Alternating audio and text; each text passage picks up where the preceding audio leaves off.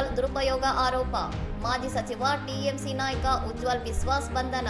ನಿವಾಸದ ಮುಂದೆ ಭಾರೀ ಪ್ರತಿಭಟನೆ. ನಾಡಿಯಾ ಜಿಲ್ಲೆಯಲ್ಲಿ ಸರ್ಕಾರಿ ಪರಿಹಾರದ ಟಾರ್ಪಲ್ಗಳನ್ನು ಅಕ್ರಮವಾಗಿ ಸಂಗ್ರಹಿಸಿ ದುರುಪಯೋಗಪಡಿಸಿಕೊಂಡ ಆರೋಪದ ಮೇಲೆ ಪಶ್ಚಿಮ ಬಂಗಾಳದ ಮಾಜಿ ಸಚಿವ ಮತ್ತು ಹಿರಿಯ ಟಿಎಂಸಿ ನಾಯಕ ಉಜ್ವಲ್ ಬಿಸ್ವಾಸ್ ಅವರನ್ನು ಪೊಲೀಸರು ಬಂಧಿಸಿದ್ದಾರೆ.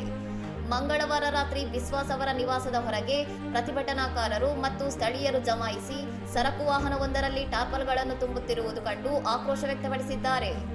ಘಟನಾ ಸ್ಥಳದಲ್ಲಿ ಪರಿಸ್ಥಿತಿ ಉದ್ವಿಗ್ನಗೊಂಡಿದ್ದು, ಪ್ರತಿಭಟನಾಕಾರರು ಮಾಜಿ ಸಚಿವರ ವಿರುದ್ಧ ಘೋಷಣೆಗಳನ್ನು ಕೂಗಿದ್ದಲ್ಲದೆ ಮೊಟ್ಟೆಗಳನ್ನು ಎಸೆದು ತೀವ್ರ ಆಕ್ರೋಶ ಹೊರಹಾಕಿದ್ದಾರೆ.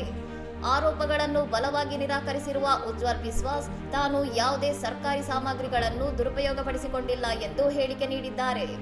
ಕಾನೂನು ಸುವ್ಯವಸ್ಥೆ ಹದಗೆಡುವುದನ್ನು ತಪ್ಪಿಸಲು ಮತ್ತು ಉದ್ವಿಗ್ನತೆಯನ್ನು ನಿಯಂತ್ರಿಸಲು ಪೊಲೀಸರು ಸ್ಥಳಕ್ಕೆ ಧಾವಿಸಿ ಸಚಿವರನ್ನು ಅವರ ನಿವಾಸದಿಂದ ರಕ್ಷಿಸಿ ವಶಕ್ಕೆ ಪಡೆದಿದ್ದಾರೆ.